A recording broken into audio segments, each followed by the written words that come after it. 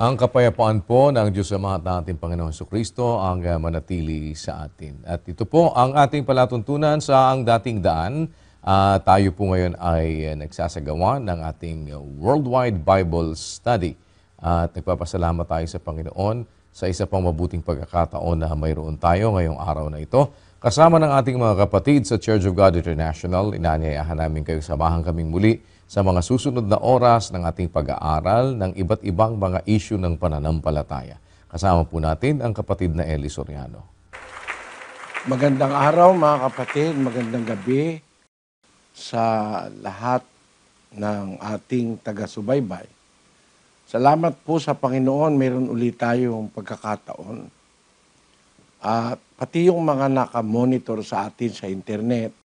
Ang ating pong pinag-aaralan ngayon, yung authenticity na sinasabi ng Biblia na tayo ay nilikha ng Diyos. Hindi tayo galing sa isang aksidente na nagkaroon ng Big Bang, pagkatapos ng Big Bang, nagkaroon ng primordial soup sa mundo, at mula sa primordial soup, nagsama-sama yung mga non-organic matters at pagkatapos nag-produce ng organic matters na pinanggalingan ng buhay. Yun ang deduction itong mga ateista at mga hindi naniniwala sa Diyos. Kasi kung naniniwala sila sa Diyos, hindi sila maniniwalang ang tao galing sa unggoy na nag-umpisa ang lahat ng bagay dahil sa Big Bang. Pinapaalala ko sa inyo ang base ng ating pag-aaral, yung Genesis 1:1, kapatid na Daniel. Nang pasimula ay nilikha ng Diyos ang langit at ang lupa. Itong unang-unang salita sa bungad ng kasulatan o ng Biblia, andito na lahat The totality of everything that exists, nandito na. Binabanggit na dyan ang originator ng lahat ng bagay, ang Diyos. At binabanggit na rin ang totality of creation. Nilikha niya ang langit at ang lupa. Sa Biblia po, dalawa ang direksyon na sinasabi, langit at lupa. Nilikha ng Diyos yan sa pasimula. Kung ano yung pasimula na yon, walang nakakaalam sa atin para bigyan mo ng petsa. Pero masasabi ko, yung sinasabing pasimula dyan ay pasimula ng mundo. At pasimula ng lahat ng bagay na umiiral, mga kapatid.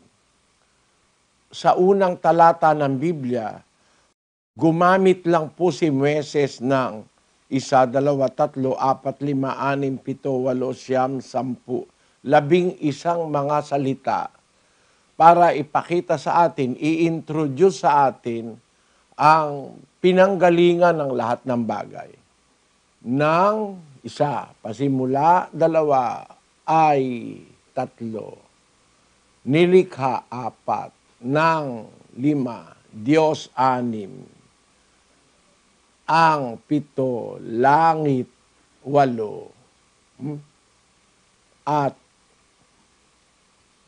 9, ang 10, lupa, 11 salita sa Tagalog. Sa English, iba. In the beginning, God created the heaven and the earth. In the beginning, God created heaven and the earth. Para sa inyo, o para sa iba, itong ginagawa ko, nonsense. No?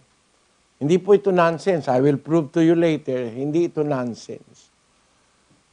Moses introduced the reason of the existence of everything that exists. Actually, sa Hebreo po, yung original na salitang ginamit ay 1, 2, tatlo, apat, lima lang po ang salita sa Hebreo na ginamit para i-describe ang origin ng lahat ng bagay na nalikha. Ang mga salita pong ginamit sa Hebreo ay reshit, pasimula. Tapos, pasimula o una, something like that. Tapos yung sumunod na salitang ginamit sa original na wika, Elohim. Yun ang pangalawang salita. Ibig sabihin, pasimula, Elohim, tapos, ang sumunod na salita ay Bauraw, which means to create. Yun ang pangatlo. Tapos, ang ikaapat na salita, heaven, Xiaomi. Ibig sabihin yung langit o the sky. Tapos, Eretz. Yan po. Ang kahulugan ay ang lupa. 5 salita lang. Inano lang nila yan sa English Dinagdagan sa Tagalog, inevitable kasi para maintindihan ng mga tao. Pero ako maiintindihan ko kung marunong ako ng Hebreo, naintindihan ko yung ibig sabihin At ito nga isang issue ito, pero hindi ngayon natin pag-aaralan ito. Hindi nang pasimula ay nilikha ng Diyos ang langit at ang lupa. Hindi po yun. Kung ako magta-translate dyan, pinapauna ko na sa inyo because alam ko may tututol dito, but come that day na pagkakaloob ng Diyos na magkaroon ako ng opportunity na ipaliwanag ito, kung ako magta-translate, hindi ko gagawin yung salitang nang pasimula, nilikha ng Diyos ang langit at ang lupa. Kundi, if you are going to look it up in the Hebrew, ang nakalagay dyan, nang pasimulang likhain ng Diyos ang langit at ang lupa, yun ang verse 1, Ang lupa ay walang anyo at walang laman. Yun.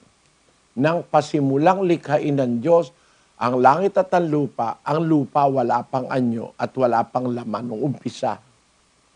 Yun ang gustong sabihin dyan Hindi nung pasimula, nilikha ng Diyos ang langit at ang lupa. Bakit?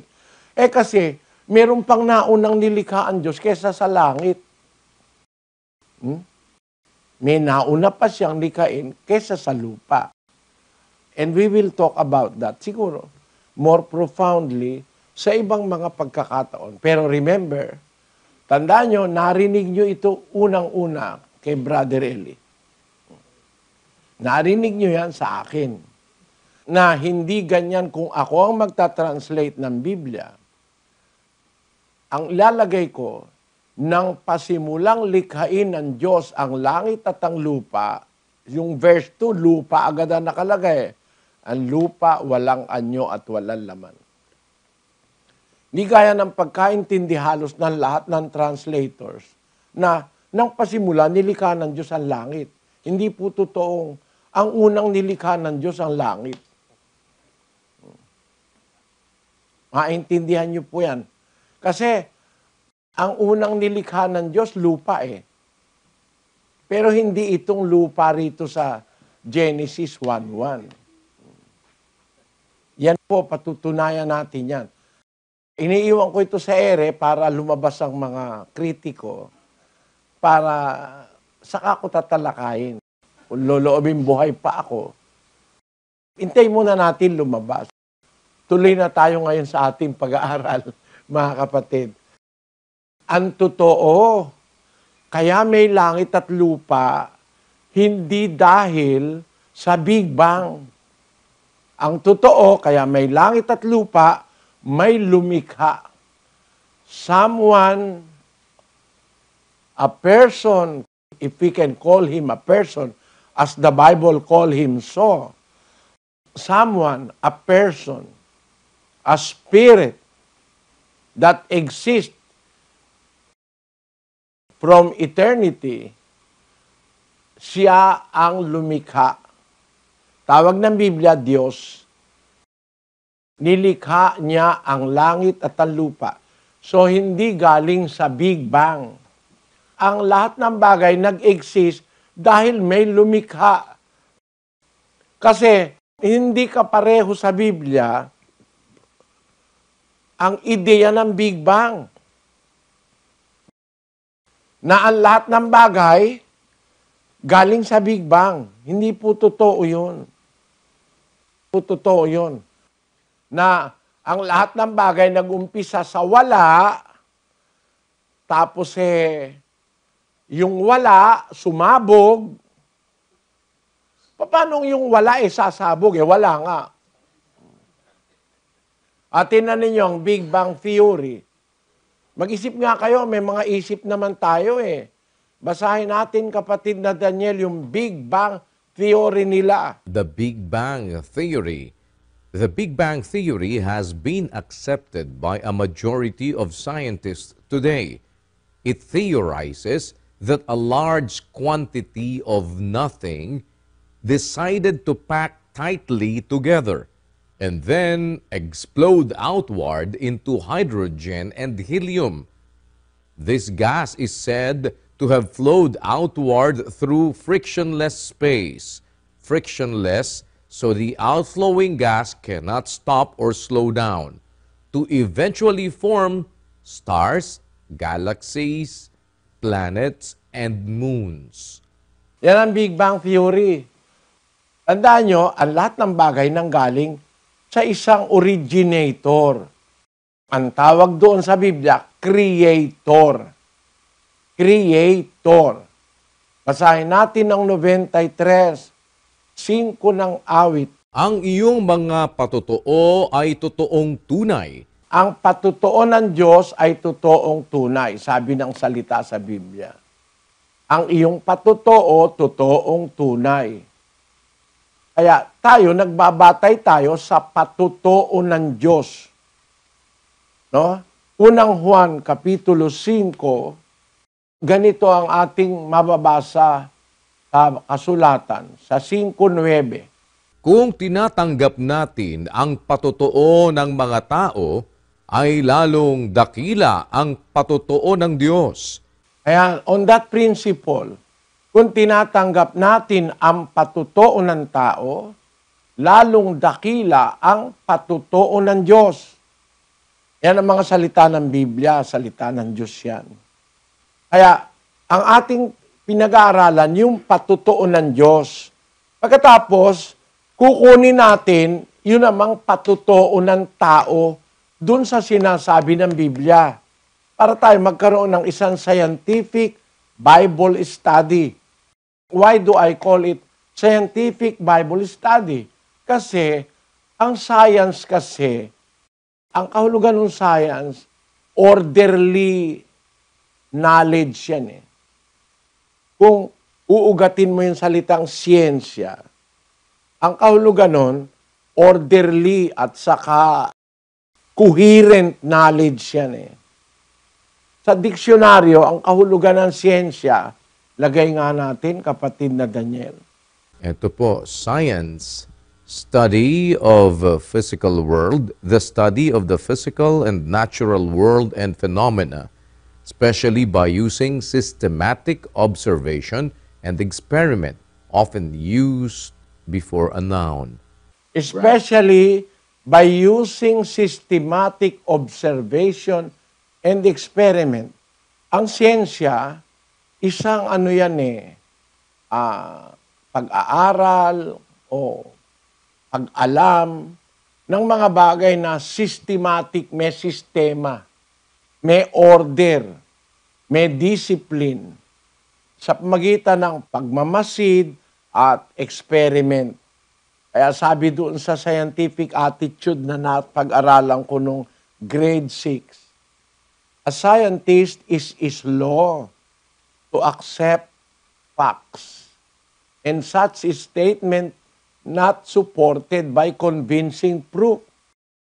Actually, ang siyensya, sa aking pagkakilala, ang siyensya po ay pag-alam ng katotohanan in a systematic, kumbaga, order or arrangement of knowledge based on nature and facts of life. Facts. Kaya ang siyensya, ang ground niyan, facts. Katotohanan. Ngayon, ang sabi ng salita ng Diyos, kung tinatanggap natin ang patutuo ng tao, kasama na rin ang siyensya, di ba? Kasi ang tao nagpapatutuo, siyensya ginagamit ngayon eh. Pati nga yung nag-aaway na mag-asawa, sinasabi ng lalaki, hindi ko anak yan. Ayaw niya kasing sustentuan eh. Sabi ng babae, hindi po, Judge, anak niya po yan talaga.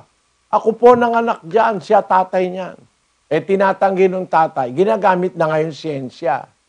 Pakuhanan ng DNA, yung bata, mapapatunayan sa siyensya, anak talaga nung lalaki. Through DNA.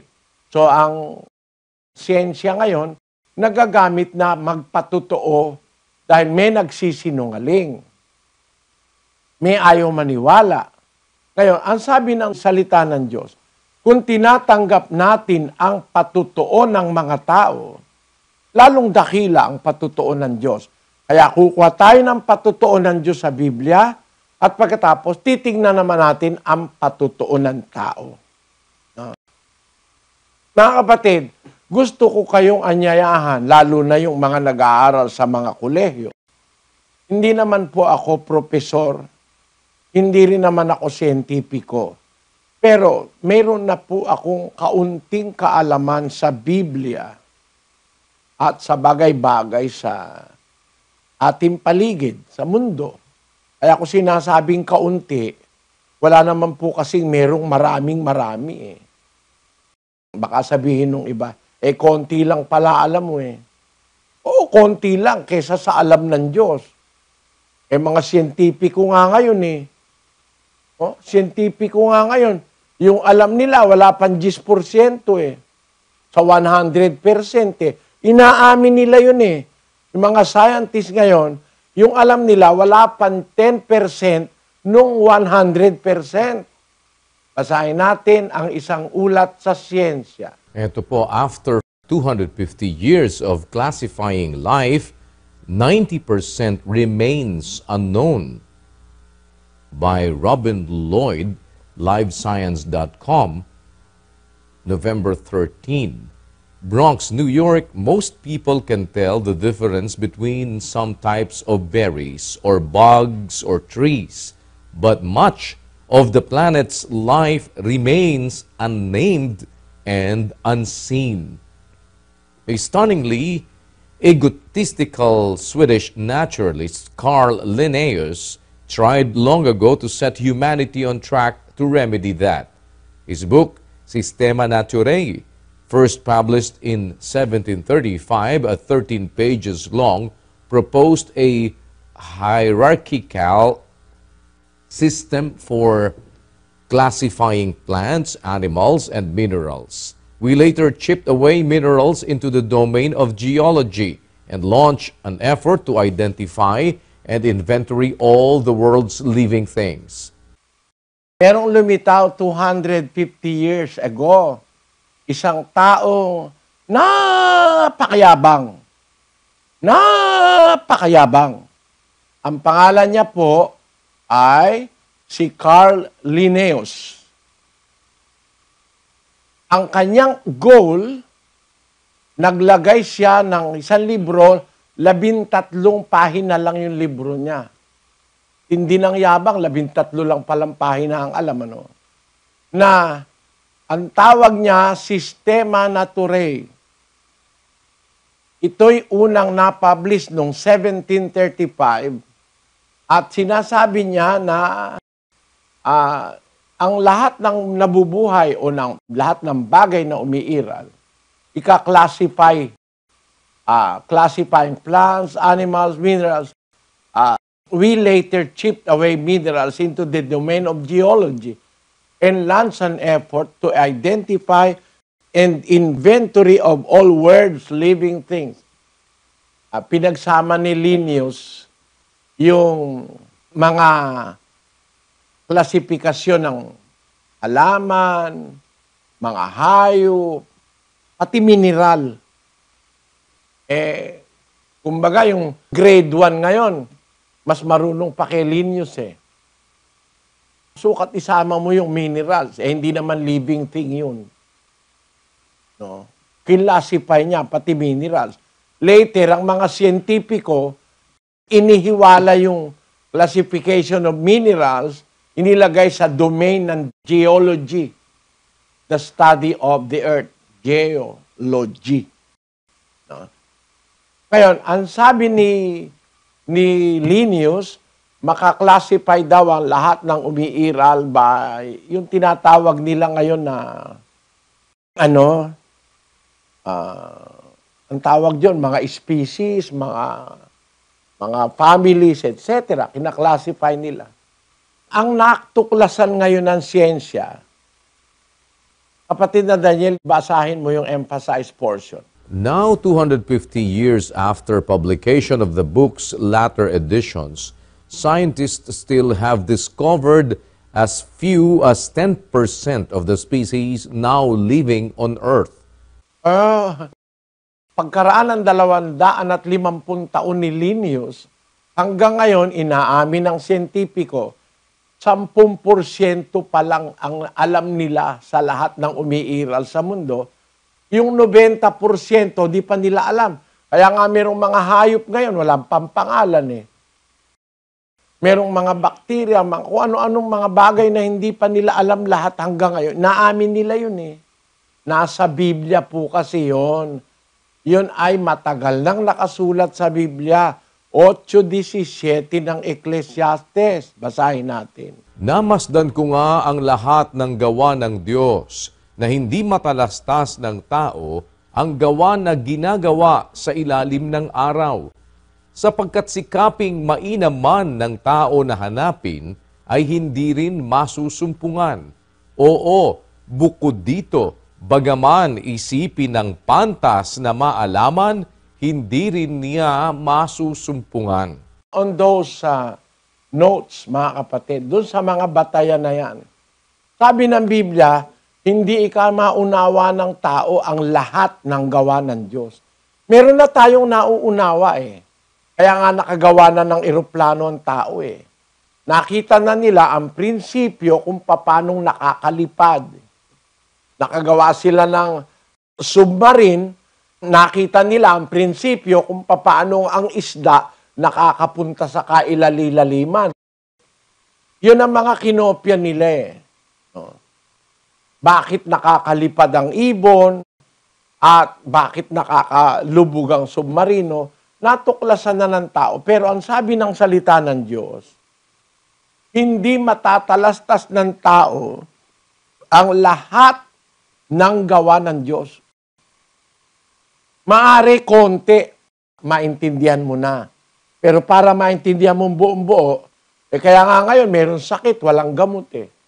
Eto nyo, nung maintindihan na yung palang, yung flu, yung trangkaso, kung tawagin natin ngayon, yung influenza, ang pinatay niyan, 40 milyon tao sa mundo.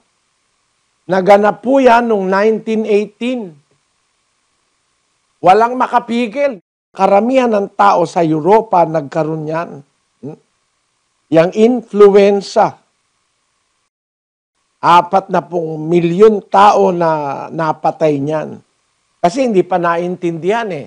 Ngayon, naintindihan na by accident, natuklasan ang antibiotic. Ang unang-unang antibiotic, penicillin. An accidental discovery changed the course of medicine. That was in 1928. Bago natuklasan ang penicillin o ang paggamit ng antibiotic, 1918, 10 taon bago natuklasan, maraming napatay ang virus at saka bakterya na nagkaroon ng pandemic sa buong mundo. Influenza pandemic of 1918, in 1919 killed more than the Great War known today as World War I, somewhere between 20 and 40 million people. Pero nung maintindihan ngayon, kahit magkaroon ka ng influenza o flu, marami ng antibiotic, nagagamot. Hindi na milyon-milyon ang mamamatay. Ano ang punto, mga kapatid? Kasi hindi nga naiintindihan ng tao hanggang ngayon lahat ng bagay. Kasi kung naiintindihan nila, bakit namamatay yung may AIDS? Hindi pa nila natutuklasan ng gamot sa AIDS. Hindi rin na natutuklasan ng gamot sa hepatitis B. At marami pa. Ebola, takot na takot ang tao ngayon sa Ebola. Kaya kung tutugnan mo ang Biblia, tama pa rin ang Biblia hanggang ngayon. Hindi matalastas ng tao ang gawa, lahat ng gawa na ginagawa sa ilalim ng araw. Sapagkat sikapin maina man ang tao na hanapin, hindi rin niya masumpungan hanggang ngayon. Basahin natin nga yan sa 4 na wika. Kapatid na Daniel, paki-English mo. Then I beheld all the work of God, that a man cannot find out the work that is done under the sun. Because though a man labor to seek it out, yet he shall not find it. Yea, further, though a wise man think to know it, yet shall he not be able to find it. Natanaw ko ang tanan nga buhat sa Dios. Tanan. Tanan. Hindi kapiraso. Tanan. Kung ang goal mo, maintindihan mo lahat, di mo kaya. Kahit sinong pinakamatalino. Tanan nga buhat sa Dios, nga Sa tao, dili matukib ang buhat nga nahimo ilalom sa adlaw. Tungod kay bisan unsaon sa tao ang pagsusi niini, apan dili siya makatugkad niini. Oo, labot pa, bisan ang tao nga manggialamon, magahuna-huna sa pagtugkad niini, apan dili gayud siya makahimo sa pagtugkad niini. Kanita ikit ko inganggang dapat na ning Diyos. King ena malyaring atuklas ning tao, ing dapat amararapat king lalam ning aldo. Uling pipagala namang binaning meto nga tao apaninto na niti. Makanyan man enarin akit iti. Bukod kaniti. King bistat isipa naman ning metong ataong biyasa, abalo na iti. Makanyan man enarin malyaring akit. Idin kinitak amin ti aramid ti Dios. Adi matuntunan ti tao ti aramid a maaramid iti baba ti init. Agsipud tano kasano kaado ti panagbannog ti tao nga agsukimat nupay kasta isudidan tumasarakan. Uray pay no ti maysa a masiri ba tao agpanunot o mga mo iti daydiay kaskas di nga isudinan to akabailan asaraken. Asin nahiling ko ang gabos na gibo nin Diyos. Boss ha, Brad Mel ha. Opo, gabos lahat po. Kaya ng tao lahat gabos. O tuloy. Na ang tao, dai makakaabot kan gibo na sa ibaba kan aldaw pinagigibo. Minsan magkapagal na gayo ang tao sa paghanap ka iyan, mayo niya iyan makukua. Minsan sumabi ang madunong na naiisihan niya iyan. Minsan huli ka iyan, dain niya iyan maaabot. Niyan, nakita ko ang bugos nga binuhatan sang Dios. Nga ang tao hindi makatugkad sang buluhaton nga ginahimo sa idalong sang adlaw. Bisan daw alugid nga pagpangabudlay sang tao sa pagpangita sini. Hindi gid siya makakita sini. Bisan ang maalam nga tao nagahuna-huna sa paghibalo sini, hindi gid siya sarang makakita sini. Ayan, maliwanag mga kapatid. Ang hamon ng Biblia nananatili uncontested Hindi kaya ng tao malaman lahat. Kaya huwag kayong magalit o kaya huwag naman ninyo akong insultuhin pag sinabi ko, may konti naman akong alam. Kasi mga siyentipiko, konti rin lang 10% pa lang ang nakikita nila eh. Hindi pa nga nila naunawan lubos eh. 90% remain not understood by scientists. Yun ang punto ko. Kaya para magyayabang ang kahit na sino na para bang siya na ang authority, tapos puno pa ng relihiyon ang magsasabi ngayon na naniniwala siya sa evolusyon, naniniwala siya sa Big Bang. Ako, masasabi ko, biro mo, Big Bang nang galing, tapos primordial soup. Ayan. Sa interpretasyon pa lang nila, lumalabas talagang may Big Bang sa utak nila eh. Hindi Big Bang sa reality, no? A large quantity of nothing. Unang-una, how can you quantify nothing? Matino ka ba? Kung matino ka, paano mong masasabing isang marami o malaking bilang ng wala? Malaking bilang ng wala, nagsiksikan, tapos na magsiksikan, ay bigla sumabog, Big Bang na. Nagkaroon na ng bituin, ng kung ano-ano. Paano mong masasabing isang malaking bilang ng wala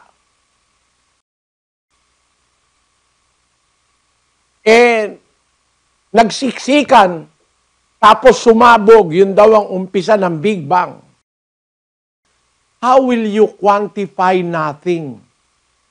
Isang malaking bahagi ng wala, nagsiksikan, tapos sumabog, yun ang Big Bang. No? Paano mong nasabi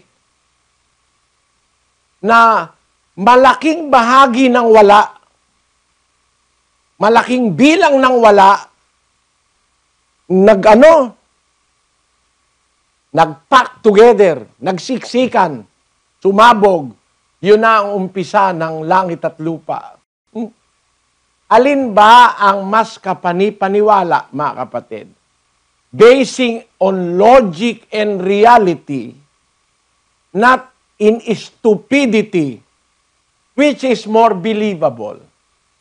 The Big Bang or the Bible? The Bible tells us the origin of all things. God created the heaven and the earth. Sa Big Bang, malaking bilang ng wala, nagsiksikan. Ano nakulokoy ng utak ng mga wala na yun nagsiksikan, wala naman. Nung magsiksikan, sumabog, yun ang Big Bang. Mga estudyante ng La Verdad, tatanungin ko kayo ngayon, may estudyante ba dyan, Sis Luz? Ayan, ikaw kapatid, di nakalisulat yung pangalan niyo. Sige, bigyan mo ng mic yan, naka-red. Sige. Ano ang pangalan mo, kapatid, na estudyante ng La Verdad? Ruth Mary Hino po. Sige ha, tatanungin lang kita, alin ang mas kapani-paniwala? Huwag tayong magbatay sa Biblia, huwag din tayong magbatay muna sa siyensya. Magbatay tayo dun sa available na nasa isip mo. May isip ka, di ba? Meron po. Kaya ka nga nakakasagot dahil may isip ka eh. Kung wala ka kasing isip, hindi mo maiintindihan yung sinasabi ko. Ang isip ang nagpapaunawa sa'yo, kaya ka sumasagot, nagre-reply, yung reflexes mo, nagtatrabaho, yung hypothalamus mo, nagtatrabaho, yung brains mo, nagtatrabaho, kaya sumasagot ka ng tama di ba? Ang tanong ko sa iyo ngayon, kapatid na estudyante sa La Verdad, hindi tayo magbabatay sa Biblia, hindi tayo magbabatay sa siyensya, magbabatay tayo sa isip mo. No? Sa logic. Meron ka na kasi agad nun Diba? May logic ka, no? Alam mo ba yung logic? Opo. Ngayon, ang halimbawa ng logic ganito. Saan ka ngayon nakaupo? Sa upuan po. Ayon. Ano ang tawag sa Kastila sa upuan? Silya. Silya, tama. Sa English? Chair. Tamo, de may isip siya, alam niya nga, chair sa English eh. Silya sa Kastila, upuan sa Tagalog eh. Meron pang isang tawag sa Tagalog, alam mo? Ano? Hindi po eh. Ang isang tawag sa Tagalog, salumpuwit. Yan ang original na Tagalog, salumpuwit. May isa pang tawag, kahawig ng Tagalog. Sa Kapampangan naman yon, luklukan. Yan. Ginagamit din sa Tagalog yan, luklukan. Kaya, ang inuupuan mo ngayon, salumpuit, luklukan, chair, silya, o kung ano pa tawag sa ibang wika. Ang tanong ko sa iyo, by logic na naintindihan mo, bakit dyan ka sa silya ngayon nakaupo, kapatid? Kasi po,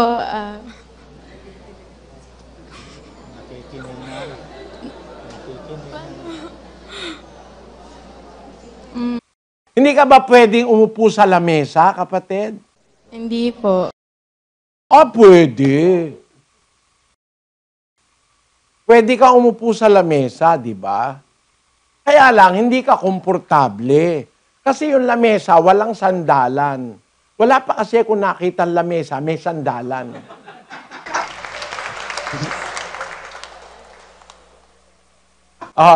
Di marunong ka na ng logic, hindi ba, kapatid na Ruth, ano? Apo. Bakit nagkaroon ng silya dyan? Sa lugar na yan. Ang pagitan mo, isang kapatid na maputi ang buhok, at yun sa kaliwa mo, isa namang kapatid din na maitim naman ang buhok. No? Bakit dyan ka nakalagay sa silya na yan? Walang Biblia muna, wala ring science. Ba't nandiyan ka sa silya na yan? Para komportable pong makinig sa aral. Tama. Bakit napunta dyan yan silya na yan? Nilagay po. Bakit nilagay? Para upuan mo, di ba? Apo. Ngayon, ang tanong ko sa'yo, yung bansilya sa kanyang sarili, makakapunta dyan sa lugar na yan para upuan mo? Hindi po. Bakit? Kasi po wala po siya. Wala namang isip yung silya eh. Apo. Diba? Hindi kagaya mo, may isip. Kaya nga dyan ka umupo eh. May isip ka eh. Kasi dyan maraming mauupuan. Pwede kang umupo dun sa stage, di ba? Kaya lang papaalisin ka ron dahil hindi talaga ron ang upuan eh. At kaya ka dyan umupo sa silya, meron na silya dyan. Ang susunod na tanong, ba't nagkasilya dyan? Kasi may naglagay. O, di ba? Ano, logic. Bakit may mundo? May gumawa. May gumawa. Hindi pwedeng galing sa wala. O, di ba? Tamo, may utak siya. Mas marunong siya kay Charles Darwin. Alin ngayon ang katiwa-tiwala? Yung logic. Kaya merong bagay, may gumawa. At yung gumawa, nakakaintindi nung ginawa niya, pati intensyon. Bakit? Kasi, kung gumawa man ng lamesa, hindi para upuan. Lalagyan yun ng kung anong ipapatong. Pero walang gumawa ng lamesa hanggang ngayon. Marami na ako narating na lugar. Lamesa, may sandalan. Kasi hindi inuupuan ang lamesa. Tama ba yung kapatid na Ruth? Apo, tama po. Logic pa lang, marunong ka na ng tama. Wala pa Biblia noon. Wala pa rin ang siyensya noon. Mababaw lang yan pero may logic yan. Na kaya yung silya, may gumawa. Kasi naiintindihan niya, yung uupo, mangangalay ang likod noon. Kaya nilagyan niya ng sandalan, kagaya ng silya ko. No? Mangangalay ang likod mo kasi pag nakaupo ka lang na gano'n makaka-relax ka pag may sandalan ng silya. Kaya karamihan ng silya, may sandalan. Nakakita ka ba ng silya walang sandalan? Meron. Saan? Sa mga bar o sa mga kiosk. Kasi ayaw naman ng may-ari ng kiosk na magtagal ka. Kaya hindi niya nilagyan ng sandalan. Pag nainom mo na yung soft drink, ibig sabihin, lumayas ka na dyan. meron pa ako ibang customer. Di ba ganon? Kapatid na Ruth? Opo. Pero kaya may sandalan para maupuan. Kaya nakakita ka ba ng kapilya, Sis Ruth, na ang pastor naglagay ng mga upuan walang sandalan? Hindi pa po ako nakakapasok ng kapilya. Kasi alam niya na uupo ng matagal yung tao eh. Hindi po pwedeng 2 oras walang sandalan. No? Kaya ako, lahat ng silya dyan, may sandalan. So makatwid, may isip na nag-iisip sa paggamit ng isang bagay, sa itsura ng isang bagay, sa forma ng isang bagay. Palagay mo, kung halimbawa, merong ilong, no? Ilong, mata, kamay, paa, tenga, may buhok. Big Bang. Nag-decide yung ilong, tenga, mag-pack together. Tapos sumabog. Ang nangyari, kung parang aksidente, yung ilong napunta sa likod. Yung mata napunta sa tagiliran. No? Ano kaya ang buhay mo nun, kapatid na Ruth? Kung yung ilong mo malapit sa puwet, ano pa kaya isip mo? Wala sa lugar yung ilong, ano? Opo. Halimbawa, yung ilong mo napunta sa tagiliran, dito sa may pigi. No? Pag ikaw ay bumiling sa kaliwa, patay ka na. Bakit? Maiipit yung ilong mo nung tagiliran na tumigilid ka eh. Pati nga yung lalagyan ng ilong, tama lang eh. No? Kung yung mata mo nasa tuhod, ano palagay mo mangyayari sa'yo? Di ba madalas kang mauuntog? Tama ba ako? Opo. Pero, ang mata mo ngayon, nasaan? Nasa ulo ko po. Nasa ulo. Konbinyente ka ba? Opo. Tama. Ang mata natin nandyan. No? Nasa ulo yung ating mata. Napakaganda kasi nakikita mo na maayos yung bagay-bagay. Ano? Kasi nababalang ng konti yung mata mo, napunta sa pusod. Ay, naku. Hindi ko ma-imagine kung anong mangyayari sa'yo eh. Ano ibig sabihin? Merong may isip. Teka muna. Is Ruth, Po. hindi ba merong isip?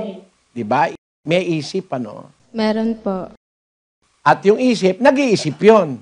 Opo. Kagaya mo. Kagaya ko ngayon, nag-iisip ako, nag-iisip ka rin. Tama? Opo. Kaya pala tayo nakakapag-usap dahil nag-iisip ka eh, no? Opo. Kasi kung wala kang isip, hindi ako magtiyatsagang kausap ka eh. No? Nag-iisip tayo. Meron bang isip, kapatid na Ruth? Meron bang nag-isip na ang mata dapat dito? Meron po. Tiyak na tiyak. Kasi kung aksidente yan, ang possibility, ang mata pwedeng malagay sa ilalim ng kilikili. Kung totoo ang Big Bang, no? Aksidente ang nangyari, walang order. Pero bakit may order? May nag-iisip. Yun lang naglagay ng silya dyan na naupuan ni Sis Ruth. May isip yun. Kasi kung yung silya, paglalayo-layuin niya ng tigli 5 metro, hindi kayo kakasya dyan. May isip yun, pinagtabi-tabi niya. Naisip naman niya na hindi naman ganong kalakihan yung uupo. Hindi kailangan masyadong malalayo. At hindi naman magkakaawa yung uupo. Kaya dapat, pwede pagtabi-tabihin. Kasi kung magkakaaway, dapat sana paglayo-layuin para walang away. Ano? Kaya yung nag-ayos ng silya, may isip yun. Yung naglagay ng silya, may isip yun. Yung gumawa ng silya, lalong may isip yun. No? Ano ibig ko sabihin? Mag-i-exist ba ang mga bagay-bagay kung walang isip na nag-isip? May nag-isip. para ilagay ang lahat ng bagay sa order. No? Ito ngayon ang kamangha-mangha. Mga kapatid, punta na tayo sa Big Bang. Kung totoo ang Big Bang, di sumabog. May planeta. Tama ba? Meron. Nagawa raw ang mga planeta, mga galaxy, mga star dahil sa isang malaking pagsabog. Sabi ng mga atheists. Ngayon, ang tanong mga kapatid, kung totoo ang Big Bang, di maraming planeta. Di pwede palang magkaroon ng tao sa ibang planeta. Kasi Big Bang lang naman yan, random lang yan eh. Aksidente, random, hindi sinadya, walang nag-isip. Basta sumabog lang, nagkaroon ng mga star, planeta, planetary system. Ang dai-dai palang planeta sa galaxy. Dito lang sa Milky Way galaxy. Akala natin ang planeta lang mundo. Ang dai palang planeta. Lagay natin ang natuklasan ng siyensya. Kung gaano ang planeta sa universo sa kanilang pag-aaral. At bakit sa mundo may tao? Eto siyensya muna, bago natin ilagay ang Biblia. Pakita natin, findings ng siyentipiko about the cosmos. Pakibasa mo nga kapatid na Daniel. Ito po ang Design Evidences in the Cosmos, 1998 by Dr. Hugh Ross. Table 3, an estimate of the probability for attaining the necessary parameters for life support. Dependency factors estimate 100 billion. Longevity requirements estimate 0.00001. Maximum possible number of planets in universe, approximately 10 to the 22nd power. Much less than 1 chance in 100,000 trillion exists that even one such planet would occur anywhere in the universe. Hanga-hanga ito eh. May respeto ako rito sa mga siyentipikong naggawa ng observation na ito eh. Pakinggan nyo mga kapatid, kung naiintindihan nyo ang punto ko. Naghanap sila ng planeta na alam nila. No? This was in 1998. Naghanap sila ng mga planeta na kung saan pwedeng magkaroon ng buhay. Ano? Ang natuklasan nila ganito. An estimate of the probability for attaining the necessary parameters for life support. Dependency factor estimate is 100 billion. Longevity requirements estimate 0.00001. Napakaliit na liit-liit. Maximum possible number of planets in the universe, approximately 10 to the 22nd power. Teka muna, 1998 yan eh. Makinig kayo mga estudyante ng La Verdad. Noong 1998, ang kanilang approximately, ang planet ng universo ay 10 to the 22nd power. Ngayon, wala pang 2 taon, nakatuklas na ngayon ng mas marami pa na planeta. Tingnan muna natin yung 10 to the 24th power. Available na yung 1024. Pakibasa kapatid na Daniel. 10 to the 24th power planets with at least 200 billion galaxies out there and possibly even more. We're very likely talking about a universe filled with around 10 to the 24th power planets, or for those of you who like it written out, around 1 with 24 zeros. 1 with 24 zeros. Abay, ang planeta pala hindi lang trilyon. 24-0 na natuklasan ngayon. Pero noong 1998, 10 to the 22nd power. Ngayon, 10 to the 24th power. Kasi kamakailan nakatuklas sila ng maraming planeta pa eh. No? Eto, mga kapatid, bakit ito Bible study? Siyempre, pupunta tayo sa Biblia. Pinapakita ko man lang sa inyo yung nasa reality sa siyensya. Ang planeta pala, napakarami palang planeta, mga kapatid. Bakit ako naniniwala sa Biblia? Sabi nung kanilang pag-aaral, wala raw kapareho ang mundo. Sabi nung pag-aaral ng siyentipiko, ang sabi nila, much less than one chance. Mas konti pa sa isang chance na isang chance sa 100,000 trillion exist that even one such planet would occur anywhere in the universe. That is scientific. Napakaliit ng chance makakita ka ng planeta kagaya ng mundo na may buhay. Halos walang chance. Pero mo, less than one chance in 100,000 trillion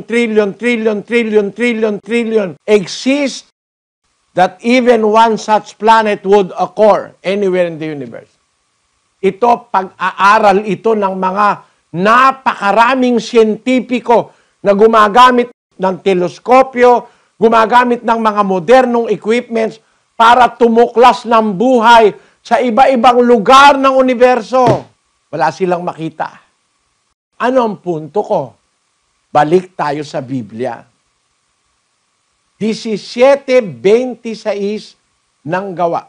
At ginawa niya sa isa ang bawat bansa ng mga tao upang magsipanahan sa balat ng buong lupa na itinakda ang kanilang talagang ayos ng mga kapanahunan at ang mga hangganan ng kanilang tahanan. Ayan. Napaka-reliable nito. Masasabi mo, ito isinulat ng isang tao na dinidiktahan nung isip na gumawa ng lahat ng bagay sa universo. Ang sabi niya, ginawa ng Diyos sa isa ang bawat bansa ng mga tao upang magsipanahan sa balat ng buong lupa. Mananahan daw ang tao sa balat ng buong lupa. Ang nakasulat diyan, ang tao mananahan sa prosopotes gis.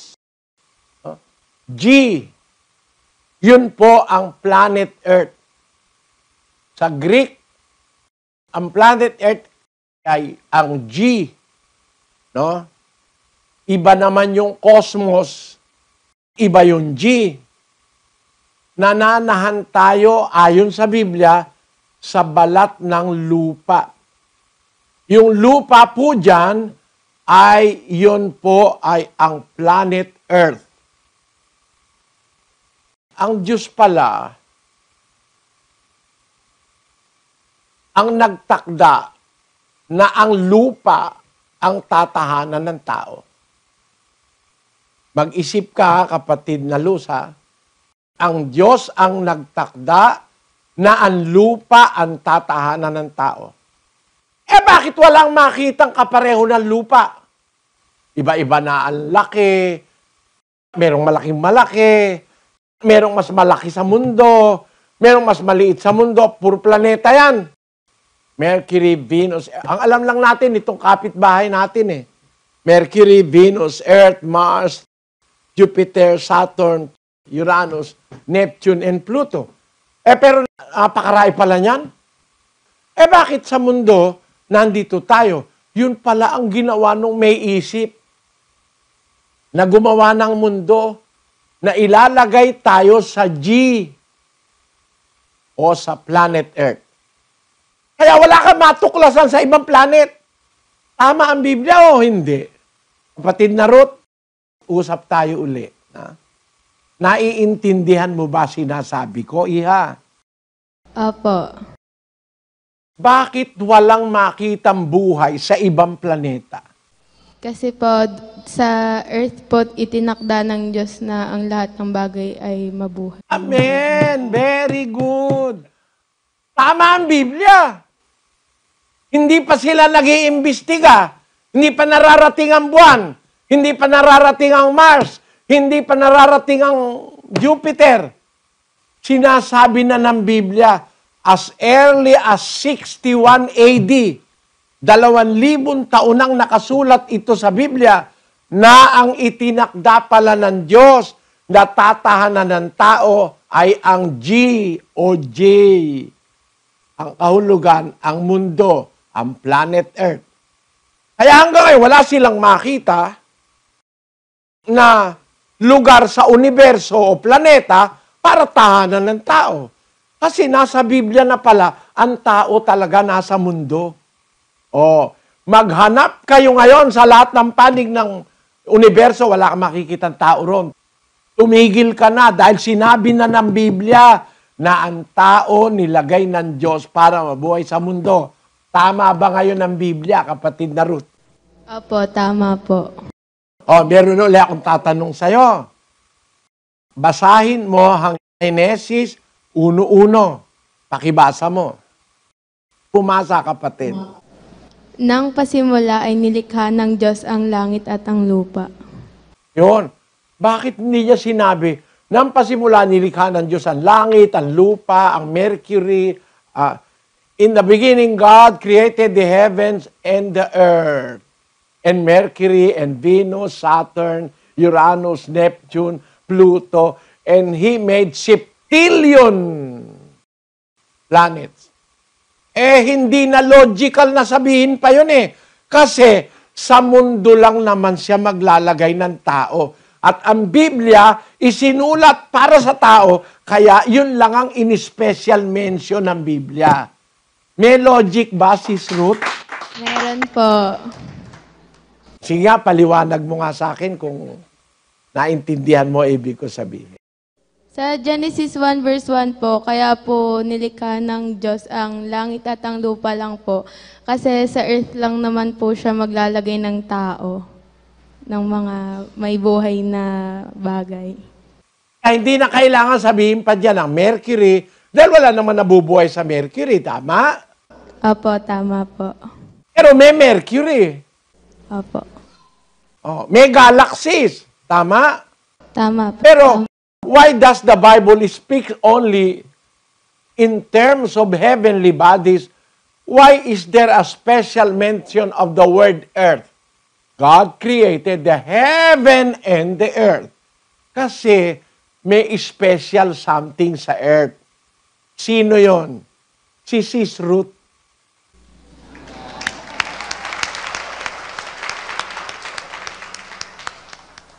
O, di ba napapatunayan natin? Ang Biblia, hindi tanga ang gumawa niyan. Ang gumawa at nagpagawa niya at nagpasulat niyan, naiintindihan niya ang lahat ng bagay na umiiral kasi siya ang may gawa. Amen? Amen. O, ngayon, eto, balik tayo sa Big Bang. Hindi ba kung ang pag-uusapan logic?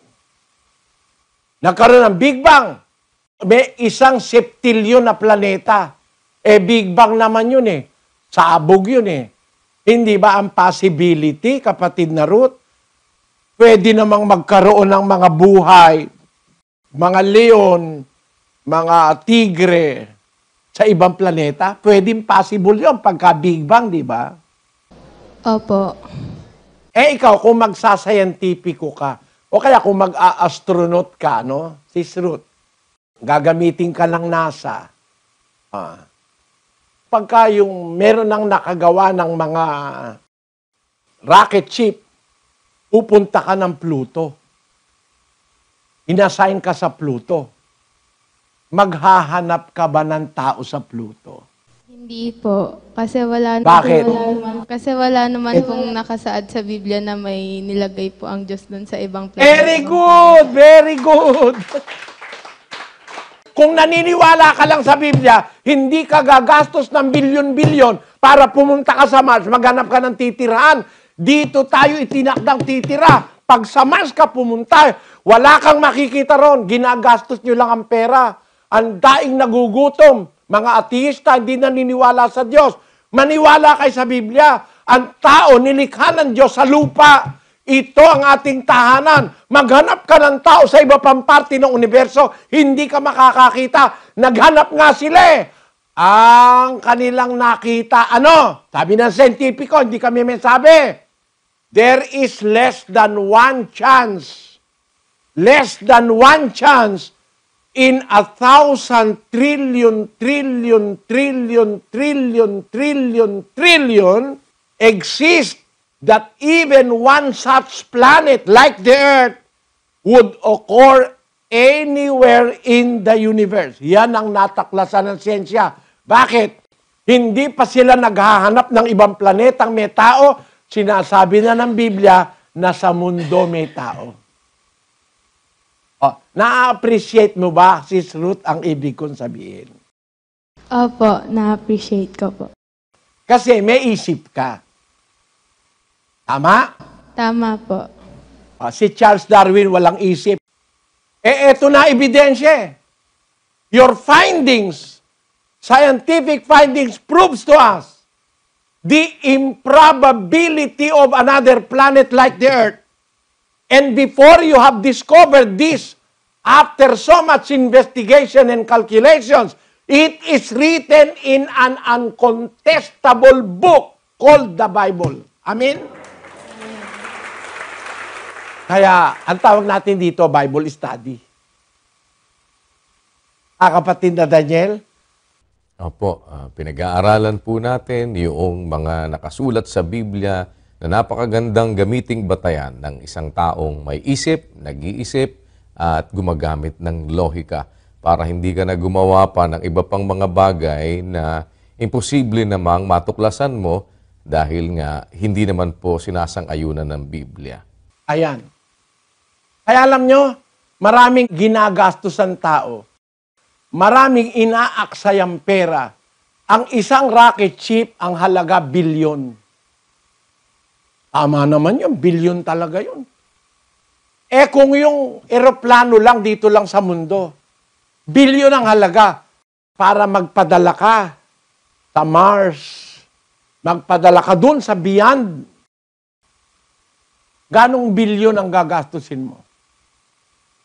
Ang punto ko, mga kapatid, imbis na niwala kayo kay Charles Darwin at sa mga ateista, sana naniwala kayo sa Diyos. Wala kayong makikita ron na tao o planetang pwedeng mag-cradle ng buhay o mag-sustini ng buhay. Wala kayong makikita. Nil, ang chance is zero. Zero. Bakit, mga kapatid? Kung naniniwala lang kayo sa Biblia, dapat sana yung ginastos niyong bilyon doon, inamahagi niyo sa tundo, binigay niyo sa mga Aprikano, binigay niyo doon sa mga taga Papua New Guinea, binigay niyo sa mga naghihirap. Napakaganda sana ng mundo, mga kapatid. Pakibasa mo itong contrast na ito. Pakibasa mo ito, kapatid na Daniel. Ito po, we spend billions of dollars to find life on other planets and trillions of dollars killing the life on this one. Yan. Ang sabi ng kanilang pagsusuri, gumagastos tayo ng bilyon-bilyon para maghanap ng buhay sa ibang planeta. Gumagastos naman tayo ng trilyon-trilyon dito sa mundo para patayin ang buhay dito sa mundo.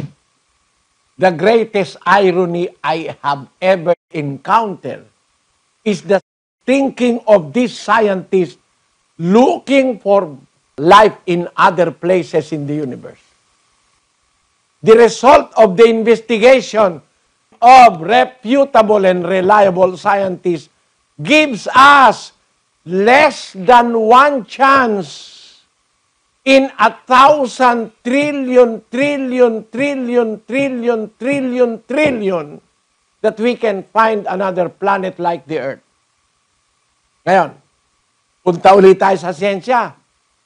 Sa Biblia, napatunayan natin, dito lang sa mundo inilagay ng Diyos ang tao para mabuhay. Mga hayop, mga halaman, etc. Alamin natin, sabi ng siyensya, kung bakit dito sa mundo maaaring may buhay at manatiling may buhay kagaya na nangyayari ngayon. Pakinggan nyo ito by Charles Q. Choi, October 18, 2012, about the planet Earth. Pakibasa mo, kapatid na Daniel. Ito po, the closest star system to our own made headlines on Tuesday, October 16, with the announcement that it hosts a planet about the mass of Earth, a tantalizing discovery so close, astronomically speaking, to us. While the newfound planet may be Earth-sized, researchers say it is almost certainly barren. Astronomers detected the alien world around the sun-like star Alpha Centauri b, which is a member of a 3-star system only 4.3 light years away from our solar system. This planet, known as Alpha Centauri b, is about as massive as Earth, but its hot surface may be covered with molten rock.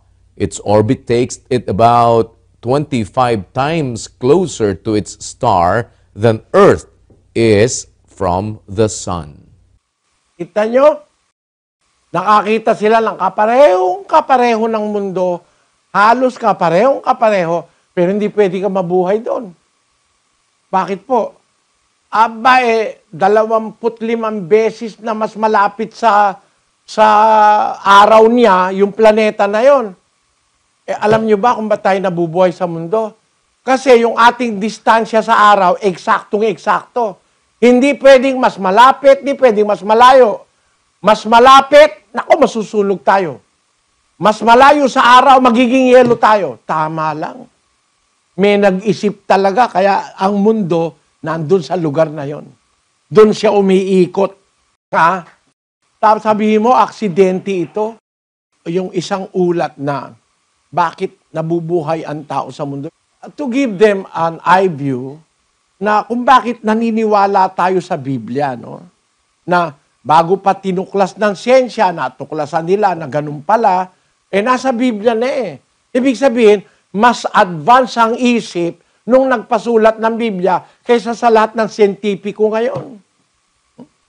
May isip na gumaganang nag-isip. Na ang sabi sa Biblia, sa iisang Diyos na marunong. Basahin natin ang 16:27 ng Roma. Sa iisang Diyos na marunong sa pamamagitan ni Hesukristo na sumasa Kanya ang kaluwalhatian magpakailanman. Siya nawa. Amen. May isang Diyos na marunong. Kaya ang buhay matatagpuan mo sa earth. No? Ngayon, hanap sila ng kapareho ng earth. Ang ibinigay nila, 1 chance sa buong universo, 1 chance lang makakakita sila ng kagaya ng mundo. 1 chance sa, alam nyo mga kapatid, para maintindihan nyo ko, tumaya ka sa loto. Di ba madalas hindi ka tumatama? Alam nyo ba ang chance para manalo ka sa loto? Ito po ang kanilang pag-aaral. Ang odds ng winning a loto, ito po. Kapatid na Daniel? Ang sabi po ay ito, jackpot is 140 million PCSO. The Philippine Charity Sweepstakes Office on Monday said that winning the estimated 1 billion peso jackpot in the Ultra Lotto 6/58 is a 1 in a 40 million chance. And isa lang ang chance mo na manalo sa 40 milyon chance. Kaya kung 40 milyon kayong tumaya, isa lang ang mananalo. Sa 40 milyon, napakahirap palang manalo sa loto. No?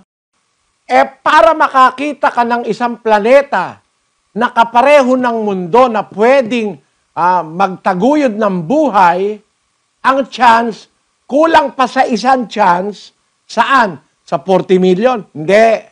Ulitin ko, much less than one chance in 100,000 trillion, trillion, trillion, trillion, trillion, trillion.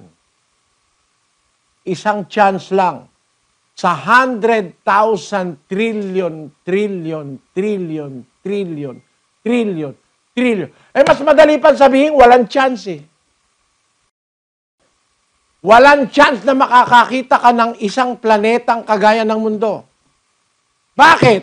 Yon ang sabi ng Biblia. Nilikha niya ang lupa para tahanan ng mga tao. Wala ka lang makikitang iba. Maghanap kayo, gastusin nyo lahat ng pera ng mundo. Hindi kayo makakakita ng iba.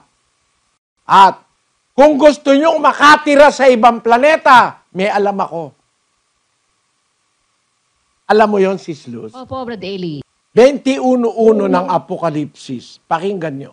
At nakita ko ang isang bagong langit at ang isang bagong lupa, sapagkat ang unang langit at ang unang lupa ay naparam, at ang dagat ay wala na. Meron palang magiging new earth. Pag nawala na itong dating langit at dating lupa, ipapakita ng Diyos ang new earth. Kahit anong gawin yung exploration na hindi nyo makikita yon. Makikita lang yon ng may malinis na puso, Sis Luz. Amen. Naintindihan mo? Opo, Brad Eli. Magkakaroon ng isang bagong earth.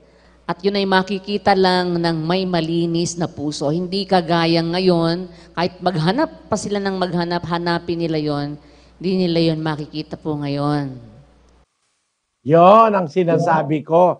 Kaya ako naniniwala ako sa Biblia kaysa sa Big Bang eh. Napapatunayan ng siyensya eh.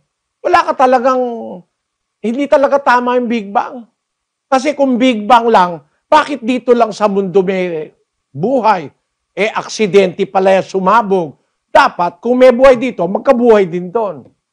Alam nyo naman na ngayon ang dapat nating maintindihan, mga kapatid. Eto naman. Then, nag-Big Bang na ang mga kulokoy. May mundo na. Ayon sa mga kulokoy, may mundo na. May universo na. Then, may mga planet dyan. Dahil palang planet. Akala ko nung araw, 9 lang eh. Akala ko nung elementary ako. Paborito ko kasi yan science eh. Mercury, Venus, Earth, Mars, Jupiter, Saturn, Uranus, Neptune, and Pluto. Sabi ko, 9 lang ng planet. Yun ang alam ko. Kasi yun lang tinuro ng teacher ko sa akin eh. Yung pala ngayon, natuklasan ng siyentipiko, marami pa palang ibang planet. 10 pala ang planet. Bakit bukod tanging ang Earth lang ang may buhay? Kasi yun ang sinasabi ng Biblia. Maghanap man sila na maghanap ng maghanap, wala silang makita hanggang ngayon. Wala silang makita. Bakit daw nagkabuhay sa mundo?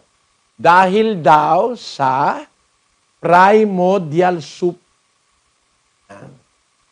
Pagkatapos ng Big Bang, nag-imbento na naman itong mga to na kaya nagkabuhay sa mundo, merong isang sabaw. Primordial soup. Meron daw isang sabaw. Basahin nga natin kung anong sabaw ito, kapatid na Daniel. Alam po natin kung anong sabaw ito. The primordial soup theory suggests that 3.8 billion to 3.55 billion years ago, life began in a pond or ocean as a result of the combination of chemicals from the atmosphere and some form of energy to make amino acids, the building blocks of proteins, which would then evolve into the first species on Earth. Hindi totoo ito. I will disprove this by science also. This theory is the most stupid theory after the Big Bang. Of course, it began in stupidity, it will end up in stupidity. Why? Ayan daw primordial soup, 3 bilyon taon na nakakaraan, 3 bilyon na nakakaraan, na meron daw pond, ang pond parang plaisdaan, ganun, may sabaw, kaya nga primordial soup eh. O kaya sa isang party ng dagat, the result of combination of chemicals from the atmosphere and some form of energy to make amino acids. Amino acids, yan po ang building block of proteins. Yang proteins, yan naman ang building block of cells. At ang cells, ang building block of life. Totoo ba to? Doon daw nag-umpisa, nagkaroon ng kombinasyon ng mga chemicals doon sa isang lawa o sa isang pond o sabihin na natin sa isang lake para mas convenient maintindihan. May isang lake, may tubig doon, may mga elements doon, nag-combine yung chemical. Yung palang chemicals may isip. Nag-combine sila. Walang nag-combine, sila lang. Tapos yung mga chemicals na yan, at saka yung mga elements, nag-combine, nakabuo ng amino acids. Eto. Naniniwala sila dyan. Kaya yan daw ang origin of life. No? Teka muna. Pagkaraan ng ibang maraming mga taon, may mga siyentipiko, kasi naniwala sila dyan, gumawa sila ng kanilang sariling sabaw. Ng soup. Ito ang nangyari sa kanilang sabaw. Pakibasa mo ito, kapatid na Daniel. The myth of the organic soup. Ito po naman ang organic soup. Only life produces life. Source cosmology.com. The most famous examples of attempts to prove life originated on Earth via abiogenesis are the experiments performed by Stanley Miller and Harold Urey. Miller, 1953. Miller and Urey, 1959. Miller had been a student of Urey, who in turn had long been a colleague and co-author of numerous studies with Claus and Nagy, and is one of the co-discoverers of organized elements and extraterrestrial microfossils in the Urgell meteorites. Nagy, Fredrickson, Urey, Claus, Anderson, and Percy, 1963. Nevertheless, the experiments performed by Miller and Urey, whose purpose was to create life from non-life and to prove life originated on Earth, were abject failures. Miller and Urey designed their experiments... Abject failures. Gumawa sila ng kombinasyon ng mga kung ano-anong mga pinagsama-sama nila, napatunayan yung kanilang ine-experiment, puro failures. Wala. Bigo. Tuloy natin, kapatid na Daniel. Miller and Urey designed their experiments to mimic what mainstream science believed was the nature of Earth at the time life appeared. Example, hot oceans and an atmosphere made of gases such as ammonia, hydrogen, methane, and water vapor, thus claimed the scientific establishment. All it took was the fortuitous mixture of these gases, chemicals, and elements, and an energy source, and life would emerge fully formed. Miller, Urey, and others believed that the energy required for protobiotic synthesis was lightning and ultraviolet rays, which caused the complex chemical reactions that gave rise to life in the form of simple microorganisms. Hence, Miller and Urey combined methane, hydrogen, and ammonia with water and sent flashes of electricity through the mixture. However, nothing even remotely indicative of life was produced. Instead, Miller and Urey were able to produce only a few amino acids, the constituents of proteins, as well as some nitrogen bases that are constituents of DNA. They also failed to produce a single molecule of sugar, which is required for the creation of genetic material. The sugar ribose, for example, is an essential ingredient of DNA. The experiments were a ridiculous failure. Kita nyo, mga kapatid, mga siyentista yan, ganito. Kukwento ko na lang sa inyo. Kasi baka naman di lahat nakakaintindi ng mga scientific terms, ano? Ito po, ang paniwala kasi nung tinatawag na primordial soup, somewhere sa mundo, sa isang lugar ng mundo, maaaring lawa or lake, meron dong primordial soup. Parang sabaw.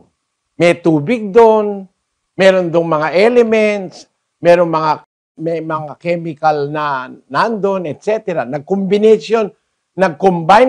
yung chemicals na nandoon mula sa atmosphere at saka sa energy para makagawa ng amino acid.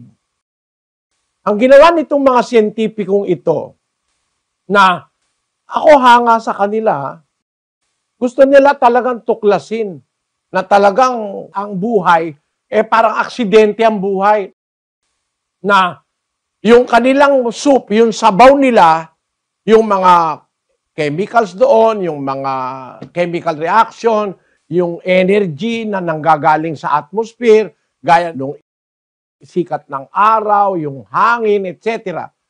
Pagka pinabayaan mo, sa kanilang kusa, lilitaw ang microorganisms na kagaya ng mga amoeba, bacteria, one-cell plant and animal, spirogyra, yung mga maliliit na organismo. Kala nila ganun nga lilitaw. Ginawa nila, naglagay sila sa isang laboratorio nun lahat ng eksakto. Lahat ng eksaktong kailangan para makagawa sila ng isang cell na buhay. Isang cell lang na buhay para makagawa sila. Pinaghalo-halo nila ron sa isang, kumbaga sabihin na nating kaldero, para maintindihan nyo lang na parang ganito, no? Ikaw kapatid na Luz, alam mo ba yung ginatang halo-halo? Opo, Brother Eli. Ano ang sangkap nun? May kamote, saging, sago, gabi, may yung tawag ito, yung bigas, yung bilo-bilo. Bilo-bilo. Ayan, no? Ayan, ang sarap niya, no? Opo. Ang ginawa ng mga siyentipiko, gumawa sila ng parang isang experiment, nilagay nila lahat doon ang kailangan para makabuo ng isang cell na buhay. Lahat ng kailangan. Tapos nilagyan nila ng flashes of light, ultraviolet rays. Wala silang na-produce. Nakapag-produce sila ng kaunting amino acid, pero konti lang at hindi man sapat para makapag-produce nung sugar na ribose ang tawag. No? Anong tawag doon? Ribose. Na yung sugar na ribose, isang mahalagang parte ng DNA. Yung deoxyribonucleic acid at DNA. Nakaproduce sila ng kaunting amino acid, pero hindi nila ma-produce yung sugar ribose na isang bahaging malaki ng DNA. Na yung DNA, yon ang nagdidikta sa isang buhay na kung paano siya magiging. Yun ang, kumbaga, yun ang nagdidirect sa mga proteins at saka sa amino acid para makabuo ng balat, ng buto, ng litid, ng laman. Hindi nila na-produce yun eh. Wala silang na-produce. Lahat ng eksperimento nila, baksak. Eto ngayon. Nag-aaral kayo mga taga-La Verdad. Eto. Kung ang primordial soup ang papaniwalaan mo, yun, ano yun? Random yun eh. Basta sabaw, andyan na lahat. Bahala na yung sabaw na mag-combine ng elements para mag-produce ng bacteria o ng one-celled animal or plant. Mali eh. Bakit? Eto nga, scientific na eh. Naglagay sila ngayon ng kagaya nun na sinasabi nila. Nilagyan nila ng tamang temperature, mainit-init. Ha? Nilagyan nila ng mga light na may mga tawag dito, parang sinag ng araw, ultraviolet rays, etc. Kinumpleto nila. Lahat ng minerals nilagay nila ron, lahat ng mga elements, lahat ng kailangan. Nag-observe sila. Wala silang nagawa kahit isa lang eh. Isang cell, isang maliit na cell, di sila nakapag-produce ng may buhay. Tinigilan na nila. Mula nun, wala nang nangahas. Ano ibig ko sabihin? O sa mga nag-aaral sa La Verdad, eto yon ang ibig ko sabihin. Gusto ni Sis Luz ang ginatan, halo-halo. Merong kamote, may langka, may etc. Ayan, no? Kompleto na. O ikaw, ilagay mo yung langka dyan, mukhang langka, no? Mukhang langka, kumuha ka ng kamote, kumuha ka ng lahat, ilagay mo sa isang, kumbaga, swimming pool para makakreate ka ng primordial soup. Lagay mo. Mag-intay ka ng 1 taon, tingnan mo kung magkaroon ng ginatan. Paglagmit-lapitin mo na. Kasi mahihirapan yung nyog mula doon sa Batangas, mahihirapan pumunta yun sa Apalit. Ilapit mo na yung nyog, kunin mo na ron. Kunin mo na rin yung yung ube, kung saan galing yan eh. Yung sago, galing pa sa China yung karamihan doon eh. O, wag mo na silang pahirapan, paglapit-lapitin mo na, ilagay mo ngayon sa tabi ng isang swimming pool. Yun ang primordial soup mo. Tingnan mo kung magkaroon ng ginatan after 1,000 years. Naintindihan mo ako, kapatid na Ruth? Opo, Brother Eli, naintindihan ko po. Magkakaroon ba ng ginatan after 100 years? Hindi po, kasi wala naman pong magluluto. Ayun. Walang pipigasan nyog, no? Walang magbabalat sa kamote. Paano ka magkakaroon dyan? Logic dictates, para magkaroon ng ginatan, merong gagawa ng ginatan. Tama? Kahit lahat ng soup, kahit lahat ng sabaw, kahit lahat ng tubig, jagay mo na, available na lahat. Pagkatapos, Big Bang ang mangyayari o primordial soup, hindi lasang ginatan. Bakit? Halimbawa, sabi nung asukal, gusto ko konti lang eh. 1 kutsara lang. Hindi, gusto ko, ako lang ang pupunta ron sa kaldero. 1 kutsara lang na asukal. Hindi nga maglalasang ginatan yun eh. No? Pati yung timpla nun, may nagtitimpla. Ilan bang asukal, gaano ba karaing gata, para masarap ang ginatan. Tama ba ako, Sis Luz? Opo, Brad Eli. Yung primordial soup, sa kanilang sinasabi, nandun lahat ng sangkap para makagawa ng cell. Pero, nakagawa raw ng cell, naghalo-halo yung mga sangkap. Sabi nila, eto ngayon, may mga siyentipiko, naniwala sila ron sa primordial soup, gumawa sila ng sarili nila experiment. Nilagay na nila lahat ng mga kailangan. May oxygen na dyan, may hydrogen na dyan, lahat nandyan na. Sila pa nagdidirect. Pinagsasama-sama nila yung tamang bilang ng mga ingredients. Hindi sila nakagawa ng isang cell eh. Kung yung may tao nang nagdidirect, hindi nakagawa ng isang cell, yung pang wala namang nagdidirect, makakagawa ng tao, ng buhay? Imposible yon.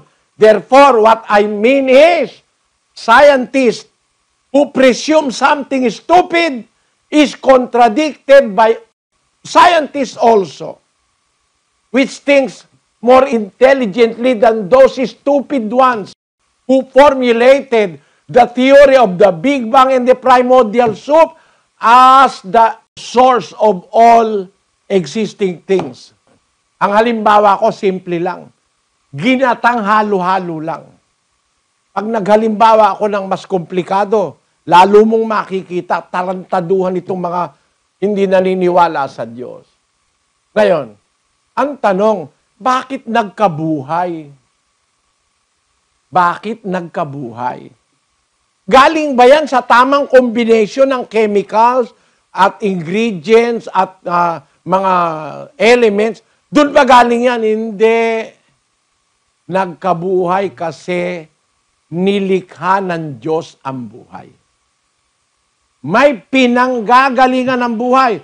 Ang katunayan, nandyan na lahat ng sangkap para makagawa ng isang cell. Ba't hindi nila nabuhay? Bakit? Hindi galing doon ang buhay. Kagaya ng tao. Gumawa ka ng tao. Lagay mo ilong, lagay mo lahat. Mabubuhay ba? Nakakagawa na sila ngayon ng mga artificial parts eh. Mabubuhay ba? Tingnan natin ang nasa Biblia. 2:7 ng Henesis. At nilalang ng Panginoong Diyos ang tao sa alabok ng lupa at hiningahan ang kaniyang mga butas ng ilong ng hininga ng buhay. At ang tao ay naging kaluluwang buhay. Mag-usap na lang tayo sa tao na. Huwag na natin pag-usapan yung bakterya, yung mga kung ano-ano pa na umpisa raw sabi galing daw doon ng tao sa unggoy. Eto, nilalang ng Diyos ang tao sa alabok ng lupa. Tama naman yun. Wala ka maitututol eh. Kasi kung titignan mo ang components ng ating katawan, galing talaga tayo sa lupa. Pakita natin. Ang earth's crust na pinanggalingan ng alabok na kinuha ng Diyos para gawing tao ang ating earth's crust, itong ibabaw ng lupa, no? Kung saan kinuha. Hindi naman kasi sabi ng Biblia na ang Diyos ay dumukot sa kaila-ilaliman ng mundo tapos ginawa ang tao. Walang ganon. Kumuha siya ng alabok ng lupa. Ang alabok nandito sa ibabaw. Ito ang composition po ng earth's crust. Mga kapatid, ang pinakamarami na elemento sa earth's crust ay oxygen. Ito sa ibabaw ng lupa. Yung alikabok, mga pulbos-pulbos dyan. Ang pinakamaraming elemento niyan ay oxygen. Meron pong 9.2 others. Merong silicon na 25.7, merong 3.4 calcium, may 7.5 aluminum, at saka may 4.7 na iron. Tingnan ninyo ang ating human body. Scientifically, talagang galing sa lupa eh. Bakit? Ang oxygen content ng ating katawan, 65% eh. Ang nasa lupa 49.5, 50. Maaaring sabihin nyo, ba't mas marami tayong oxygen? Kasi may tubig eh. Di ba yung lupa, nilagyan ng Diyos ng tubig para, kumbaga yung panadero, kumuha ng arena, yun ang lupa, nilagyan niya ngayon ng tubig para ma-mold niya. Ganun ang Diyos. Kumuha siya ng alabok, tapos nilagyan ng tubig. Kaya yung difference na 15 na from 49 naging 65, kasi yung tubig, may oxygen pa rin yun eh. Di ba H2O? No? Ang lupa. Kaya mas marami ang oxygen sa human body kaysa doon sa alabok ng lupa. Kasi nilagyan pa ng Diyos yun ng tubig, may oxygen din yun. At parehong-pareho halos ang mga components ng katawan natin at saka yung component ng alabok. No? Ang punto ko ngayon ganito, 2:7 uli. Nilalang ng Panginoon Diyos ang tao sa alabok ng lupa. Aba, totoo sinasabi ng Biblia, talagang galing tayo sa alabok eh. Hindi tayo galing sa tanso. Pag-aralan mo ang chemical composition ng tanso, hindi tayo galing sa tanso. Galing tayo talaga sa lupa. Eto ngayon ang sabi ng Biblia, nang kausap ng Diyos si Job, pinapakita ni Job na marupok lang siya kasi talaga. Ang sabi niya sa Diyos, sabi ni Job, 12 ng Job, kapatid na Luz. Ang akin bang tibay ay tibay ng mga bato? O ang akin bang laman ay tanso? Laman ko ba tanso? Bakit? Alam ni Job, di siya gawa sa tanso. Alam mo kung saan siya gawa, Sis Luz? Sa putik. Sabi ni Job yun. Ano ba ang putik? Hindi ba yun yung alabok at saka nilagyan ng tubig? Tama ba, Sis Luz? Tama po. Pinagputik ng Diyos. Yung alabok na kinuha niya, pinagputik niya. Kumbaga sa panadero, kumuha siya ng arena, tapos nilagyan niya ng mga tubig, kung ano-ano, tapos ginawa niyang tinapay. Di ba, no, Sis Luz? Opo. Ito, sabi sa 33:6. Narito, ako'y sa Diyos na gaya mo. Ako may nilalang mula rin sa putik. Kita mo, sa alabok ng lupa, nilagyan ng tubig, naging putik. Ako'y nilalang mula rin sa putik. Alam niya rin, ang katawan ko ba, ang lamang ko ba'y tanso? Hindi. Pag-aralan mo ang chemical composition ng tanso, iba sa chemical composition ng katawan ng tao na nanggaling sa alabok ng lupa. Nakasakay ka, Sis Luz. Opo, Brad Eli. O ngayon, ginawa na ang Diyos ang tao, nilalang sa alabok ng lupa. Ito ngayon ang hindi alam ng mga siyentipiko. Ano yon? Hiningahan ang kanyang butas ng ilong ng hininga ng buhay at ang tao'y naging kaluluwang buhay. Yung palang buhay, hindi manggagaling sa lupa na buhay ng tao. Galing pala sa Diyos yun. Kaya kung buhay ka, obligado kang maniwala na kaya ka buhay, may nanggaling na buhay galing sa Diyos. Hindi galing lahat yan sa primordial soup. Ang katunayan, pinagsama-sama nga na nila lahat ang available na material eh. Wala silang napalitaw kahit isang cell na buhay. Amen? Amen. Naintindihan mo, kapatid na Ruth, kung bakit may buhay sa mundo? Opo, naiintindihan ko po na yung form lang po ng katawan natin, gawa po sa putik, pero kaya po tayo may buhay kasi hiningahan po tayo ng hininga ng buhay. At yon galing sa Diyos yun. Hindi sila makapag-produce ng buhay sa laboratorio. Unang-una, yung gustong mag-produce ng buhay sa laboratorio, mga ateistang kahit kailan di kayo makakapag-produce ng buhay. Eto pagka totoo yung primordial soup, patunayan nyo, ngayong oras na ito, pag napatunayan nyo sa oras na yon, papaputol na ako ng leeg. Ayoko nang mabuhay. Bakit? Mali kasi ako eh. Tama pala kayo eh. Pero habang hindi nyo kayang gibain yung nasa Biblia na ang buhay galing sa Diyos, hindi galing sa primordial soup, hindi galing sa Big Bang, sisigaw pa rin ako. Kaya, Pag pag-aaralan mo, kapatid, ang Biblia, yung theory ng Big Bang, hindi totoo na isang maraming bilang ng wala nagpak. Tapos, sumabog. Nagkaroon ng stars, planets, meteors, etc. Kung ano-ano. Kagaguhan yan. At kaya nagkabuhay, nagkaroon ng primordial soup. Yung mga elements, kanya-kanya sila, kusa nila, na nag-combine sila. Bakit may bilang? Ang ating katawan, mayroong 46 chromosomes ang bawat cell sa ating katawan.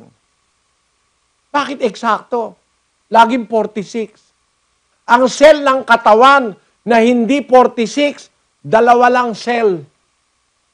Yung sperm cell ng lalaki, 23 chromosomes lang ang andon. Yun namang egg cell ng babae, 23 chromosomes din. Pero lahat na ng cell ng katawan mo, 46 chromosomes. Eksakto sa bilang. Tamang-tama rin ang sinasabi ng Biblia. Ano yon? Mag-iisang laman ang lalaki at babae. Makakabuo ng panibagong cell. 23 yung chromosomes ng sperm cell, 23 chromosomes ng egg cell, magko-combine yun. No? Magkakabuo ng 46 chromosomes na isang cell. Makakabuo ng isang bagong cell, yon ang lalaki, magiging fetus, magiging tao. Yon ang start of a new life. Eksakto. Yan ba aksidente na, kaya nagkatao? No? Nagkaroon ng sperm cell. Yung sperm cell, mag-isa siyang lumitaw. Nagbilang siya ng 23 para sa kanya na chromosome. Yung egg cell naman ng babae, siyang mag-isa. Nagbilang yung egg cell na 23 lang ang chromosome ko. O ngayon, pag nagtalik yung lalaki at babae, yung 23 nung lalaki, 23 nung babae, nagdugtong, naging 46. Nakabuo ng isang buhay na selula na mag-uumpisa ron ang sanggol.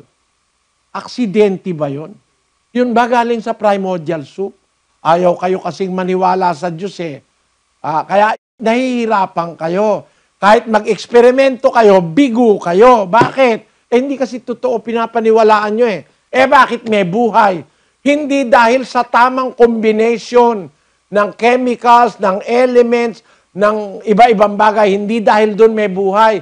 Ayon sa Biblia, pagkatapos na iporma ng Diyos ang tao sa alabok ng lupa, hiningahan sa butas ng ilong ng hininga ng buhay. Ayan na ang buhay. Ngayon, pag-aralan natin mga kapatid, yung sinasabi nila na evolusyon.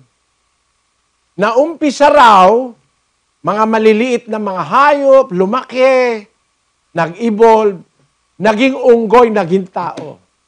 Ipapakita ko sa inyo sa susunod nating Bible study, pag-aaralan natin ng evolusyon, na doon daw tayo galing sa evolusyon mula sa primordial soup, dinuktungan nila ng evolusyon na nag-e-evolve daw mula sa bacteria, mula sa mga one-celled plants and animals, nakabuo raw ng complex organisms, pagkatapos nagkaroon daw ng natural selection, which is the survival of the fittest and the elimination of the unfit. Sa susunod nating Bible study, kung loloobin ng Panginoon, papakita ko sa inyo, mula sa Big Bang, hanggang sa primordial soup, hanggang sa evolusyon, kokontrahin ng siyentipiko ang kanyang sarili diyan sa evolusyon na yan. Abangan po ninyo, magandang gabi. Maraming salamat po sa Diyos sa pagbibigay sa atin ng pagkakataon at maraming salamat sa inyong pagdalo.